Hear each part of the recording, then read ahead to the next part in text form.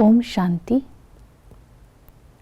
8 अप्रैल 2024 की साकार मुरली से होमवर्क।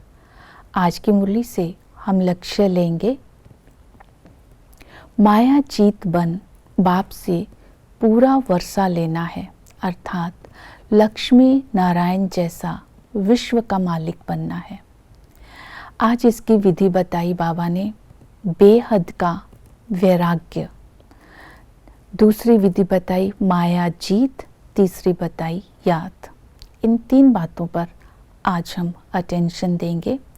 बाबा ने कहा, बेहद का वैराग्य पहले स्वयं में इमर्ज करो, फिर इसका वायुमंडल फैलाओ, अर्थात दूसरों में भी बेहद के वैराग्य वृत्ति फैलाओ।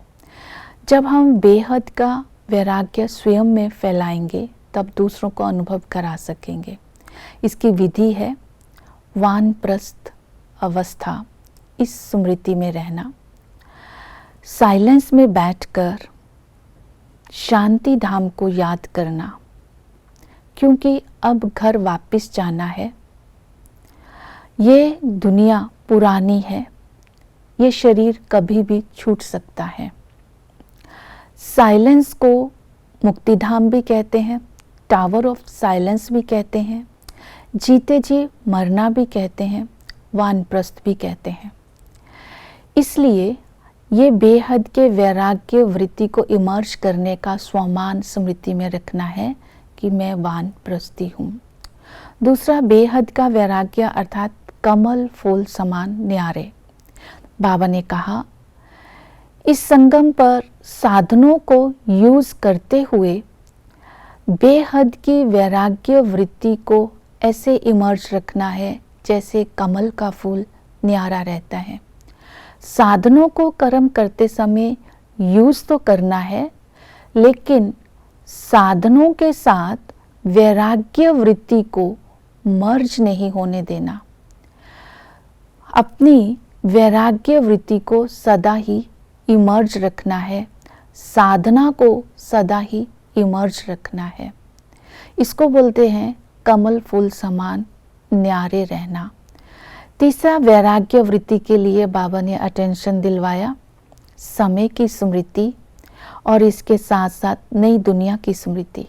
बाबा ने कहा, ये पुरानी दुनिया है, इसमें इन आँखों से जो कुछ भी आप देखते हो वो सब खत्म होने का है, इसलिए देखते हुए भी नहीं देखना है। ये छी पुरानी दुनिया है, इस पुरानी दुनिया का विनाश होना है। अब तुम्हें घर चलना है, वापिस शांति धाम जाना है, नई दुनिया को याद रखना है। इस पुरानी दुनिया को खत्म होने में नेचुरल क्लैमिटीज अर्थात नेचर भी बाप की मददगार बनती है। इस समय सबका अंतिम समय है, तो सब हिसाब किताब चुकतू कर सबको घर जाना है। तो ये सब वैराग्य के पॉइंट्स को स्मृति में रखते हुए आज नई दुनिया को स्मृति में रखना है और अपने घर को स्मृति में रखना है और समय को स्मृति में रखना है, तो इस दुनिया से वैराग्य स्वतः ही आ जाएगा।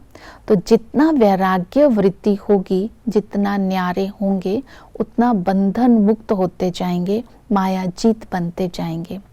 दूसरी विधि बताई, माया जीत बनना अर्थात बाप सर्वशक्तिमान के साथ योग लगाकर अपने आप को माया से मुक्त करना, क्योंकि बाप माया से जीत पहनाने आते हैं। तभी कहते हैं माया के हारे हार, माया के जीते जीत। माया जीत बनने के लिए कुछ धारणाओं पर अटेंशन देंगे। बाबा ने कहा, सदा ही शांत की स्थिति में रहना है, विकारों में मत जाओ। बाबा ने कहा, विकारों का कारण है देह अभिमान, इसलिए देह अभिमान को छोड़ दो। लक्ष्मी नारायण जैसा ऊंच पद पाना है, उस लक्ष्य को स्मृति में रखो।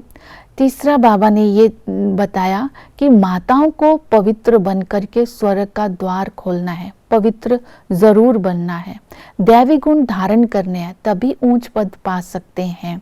और बाबा ने कहा कि किसी को भी अवगुण को नहीं देखना है, जैसा कर्म हम करेंगे वैसा कर्म और करेंगे, जैसा कर्म होगा वैसा ही जन्म होगा, इसलिए अपने कर्मों पर भी अटेंशन देना है।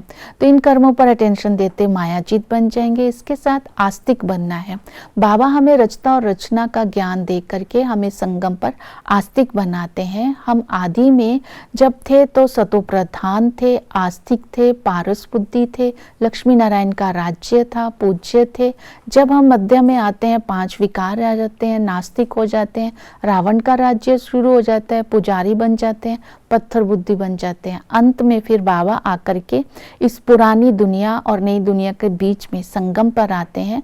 हम ब्राह्मणों को रचते हैं, हम ऊंच ब्राह्मण हैं, सबसे ऊंच कुल के हैं, हमें सो देवता बनने का पुरुषार्थ कराते हैं, हमें रचता और रचना का ज्ञान देते हैं। फिर याद के लिए बाबा ने कहा है कि एक पाप की ही याद में रहना है, याद से पाप भस्म होते हैं, इसलिए योग को अग्नि कहा जाता है। याद करने की विधि है, पाप से बेहद का वर्षा लेना है, 21 पीढ़ी का ये वर्षा है, इसके लिए पुरुषार्थ करना है। टीचर हमें बेहद की पढ़ाई पढ़ाकर रचता और रचना का ज्ञान देते हैं, और ये पढ़ाई बड़े अटेंशन से पढ़नी है। सतगुरु हमें तमो प्रधान से सतो प्रधान बनाते हैं, बागवान हमें कांटों से फूल बनाते हैं।